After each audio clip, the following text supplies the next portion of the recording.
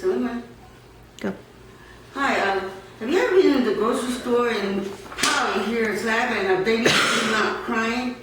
What do you feel like doing when you see that, or a child crying in the basket and the mom slaps its hand and it starts crying? Do you see it to be, do you get angry? Does it upset you to see a mother in fact playing on her baby or a little child? I do. It bothers me.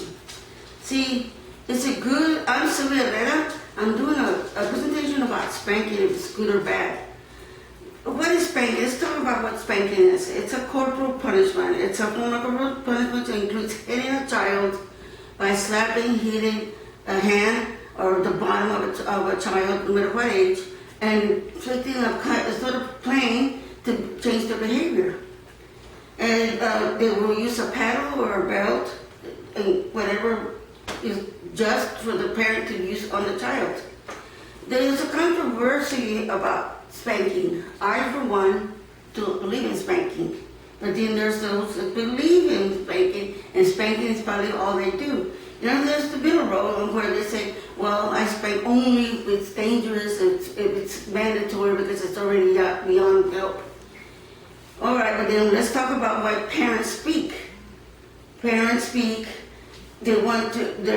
The reason why they spank is because they're doing things that are forbidden to do, or there's a non-physical forms of discipline that do not work.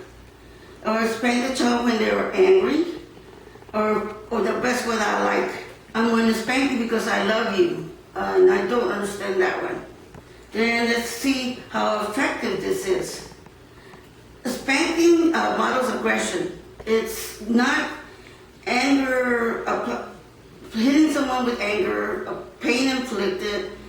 I can't see anything positive coming back from that. I don't see it being a productive way of discipline. The effectiveness of the spanking is, well, it relieves the parent's frustration and stops the behavior briefly. It doesn't say, oh, I choose not to do this because of the consequences. No, they probably think of ways to get away from getting a spanking. If they make a mistake, they'll do something wrong, they're going to find a way to where they don't get a spanking instead of owning up to it.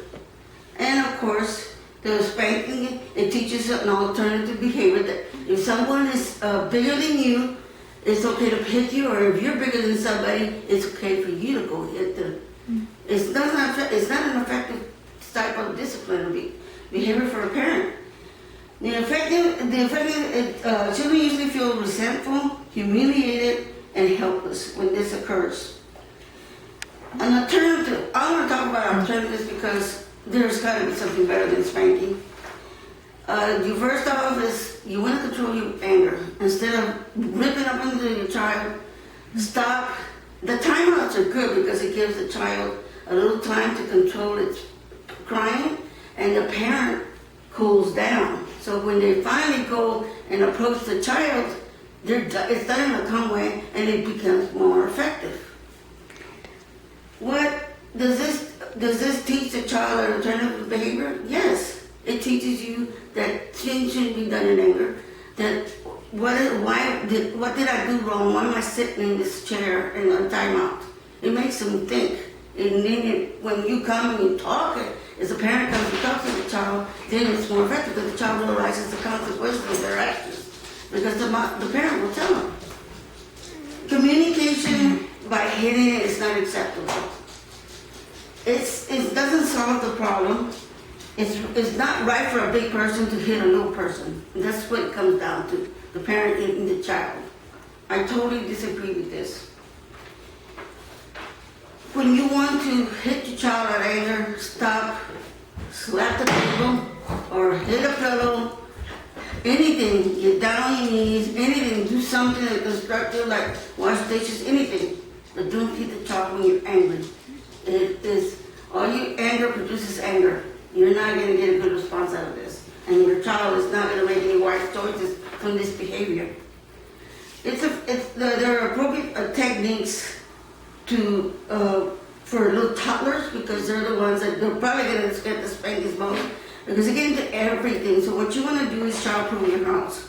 You want to remove and remove everything from the table, because they will grab everything they look at. They're all over the house, especially when they start walking. Remove everything from the house that's dangerous.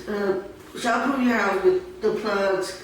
They stick the little fingers in everything. Slapping them in the hand, hitting them is not showing them, and they do not understand. They have no idea why you're hitting them, why you're inflicting pain on them. They have no idea. Toddlers don't know any better. They don't know anything about consequences, so it's impossible for a child that age to learn anything from this.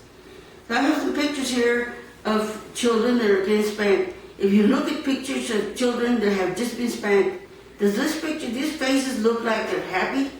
That they've learned a lesson? There's tears running down their face. There's frowns on their faces. Children are covering their ears because they don't want to hear the scream of the mother and father. They're nagging, they're screaming because parents do that. That's the way they let out their anger. This is not productive. This is not what a child is meant to be raised at. Jesus didn't treat... I have pictures of Jesus with holding the child. And he said, to whatever you do to the least of these, I will do unto you. You better be cast as a stone in the water and the sea. It's a sin. It's horrible. I'm a Christian and I don't believe in spanking.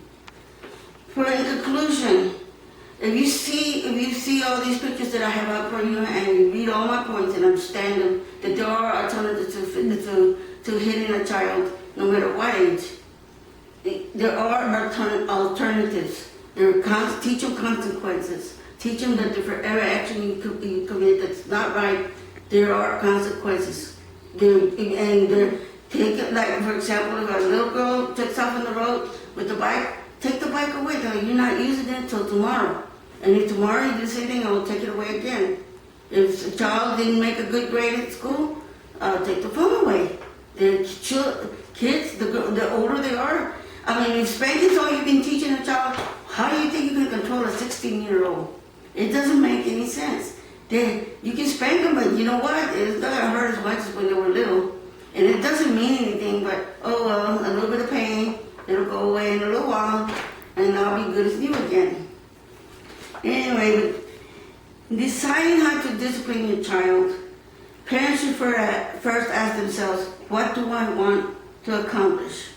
If the answer is teach my child how to make good choices, spanking may not be the right idea. How about sitting down, talking to your child, setting the rules first. Make sure you set rules. Tell them this is what happens if you don't do this and that, and this is what your chores are. Lay down the rules beforehand so they know if they break them, there's consequences. You will lose this. You will not be able to use that. You may not be able to use your computer, your iPad, your game, or your phone. There's consequences to your actions. So this is the best way, in my opinion, to raise children. Hitting accomplishes hitting back when they grow up. They're going to think it's okay to deal with pain. Pain gets pain back. Pain is the way you answer. Hitting is the way to go. This is not correct. So before you go and tell someone that spanking is good, think about the situations that are applied to you. Think about all the other choices you may have. A picture paints 1,000 words. A picture of a child who's crying and you see the sadness, the sorrow in their eyes is when you will think twice about hitting that child again. Thank you.